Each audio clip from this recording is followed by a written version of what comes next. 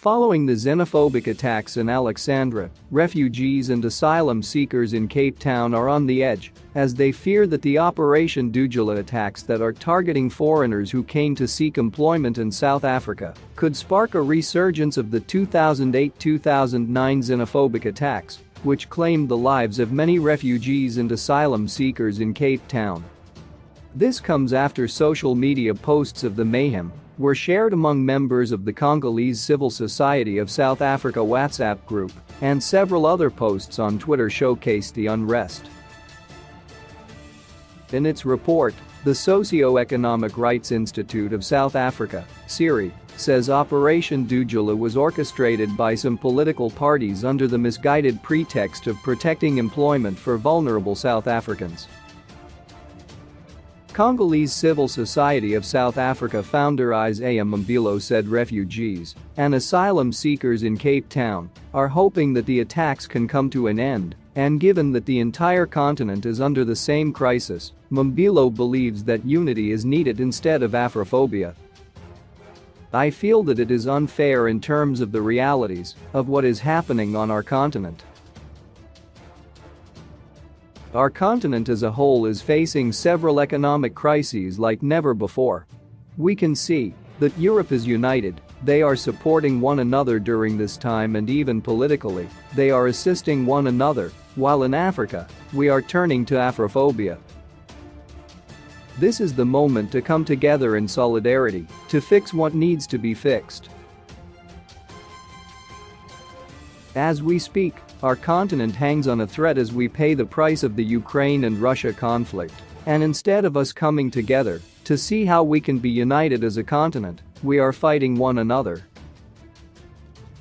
This is what saddens me the most, said Mambilo. Sharon Akambram from the Refugee and Migrant Rights Program at Lawyers for Human Rights, LHR, said given the country's history of colonialism, apartheid, and oppression, campaigns like Operation Dugela and Number Puts South Africans First are extremely concerning and reflect a discriminatory attitude toward migrants that marginalizes people based on their nationalities. Anti-migrant. We are seeing these scapegoating tendencies in policies, laws, and election campaigns, filtering down to all government institutions and ultimately government officials, resulting in institutionalized xenophobia and the othering of migrants, specifically black migrants.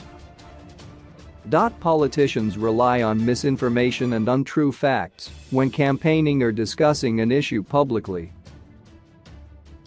Often, politicians will inflate numbers or generalize in order to prove their point or gain support. For example, politicians have used this tactic when referring to the number of non-nationals who are convicted of crimes and currently imprisoned, the number of non-nationals who access healthcare services, or who currently have access to housing.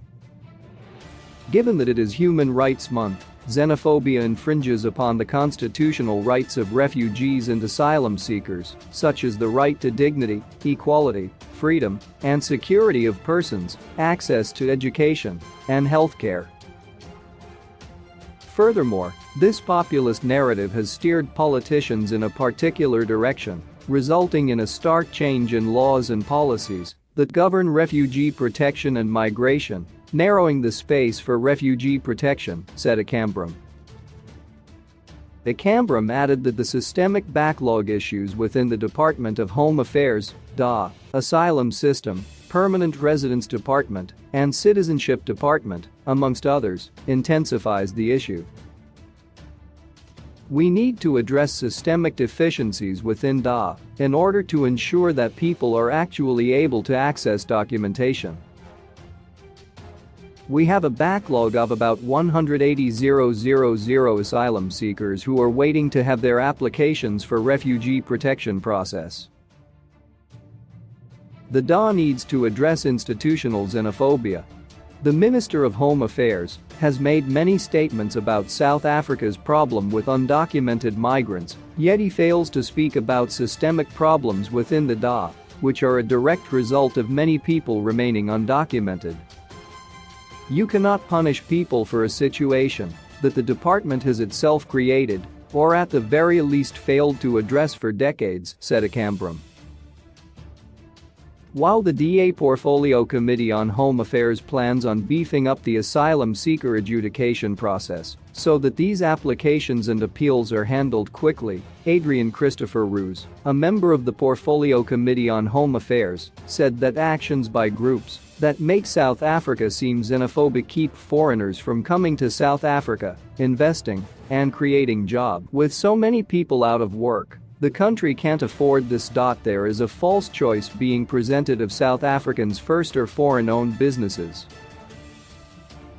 The real solution lies in holding the government to account for ineffective immigration management and creating an environment for growing our township economies through upskilling South Africans and working with local and foreign investors to create opportunities for all, said Roos.